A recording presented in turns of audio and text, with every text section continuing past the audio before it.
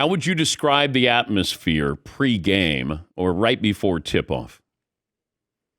I mean, Dan, I would say from then up until the timeout with 28.9 seconds to go, there was a nonstop party at the Garden.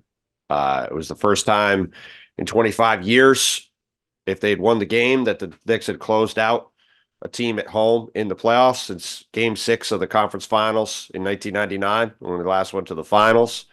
Everybody there felt like it was going to happen last night. And when Deuce McBride hit that jumper to go up 6 with 28.9 seconds to go, Nick Nurse called timeout. And the entire timeout, everybody in the building was on their feet. The press box was shaking. People were going crazy. It seemed like the whole thing was in the bag. And then when the game ended and Tyrese had hit those shots and it went to overtime, the only noise in the building was the PA system through the entire 3-minute timeout until overtime started, because everybody wasn't even booing. They just all looked like Jon Stewart in that picture he tweeted out of him with Tyrese Maxey going by him, of everyone just standing there with their mouths open going, how did we just see this happen again in reverse from what happened in game 2 10 days earlier? How do you explain this loss? I don't know how I explain the series, Dan, honestly. The two teams are separated by 2 points over 5 games. The Sixers have outscored the Knicks by 2. Every game has been close. Every game has had something crazy happen in it. When Tyrese hit the first shot, I actually tweeted, is there a world where this could happen again? Because we had literally just seen the Knicks come back from down 5 with 28 seconds to go. And to put this into context for people, there had been 3 times in the last 25 years that a team had come back from down 5 in the final 30 seconds and won a playoff game.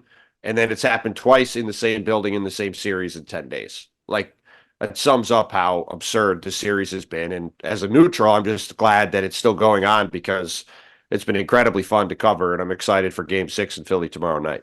But I'm looking at the Knicks, and we can all agree they're well coached. But I would think you would say, contest the 3.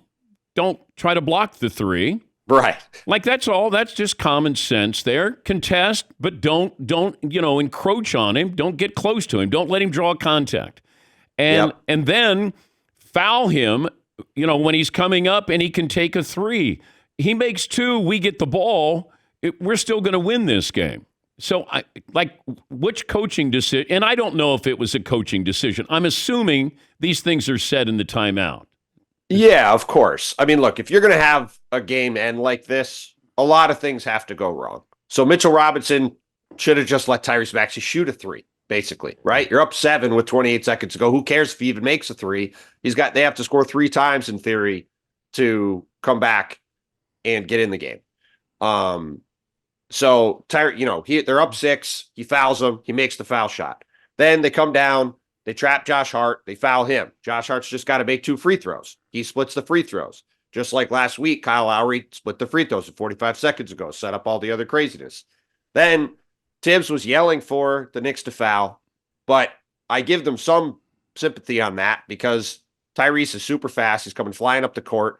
And frankly, he pulled up from 40 feet and hit an insane shot. And even then, the Knicks had the ball with 8 seconds left, chance to win the game. And the underrated thing and everything that went on is Jalen Brunson gets isolated on Nick Batum, and Batum makes a fantastic play and blocks his shot clean, doesn't foul him, doesn't come close, and makes sure that the Knicks don't get the game winner there and sends the game to overtime. And I actually like the fact that Tibbs did call a timeout there, because with all the craziness that was going on, they had a lot better chance of getting a clean look just letting Jalen take the ball and go. So, yeah, look, the Knicks had a lot of things they would like to take back in that stretch, but they even came out in overtime and hit.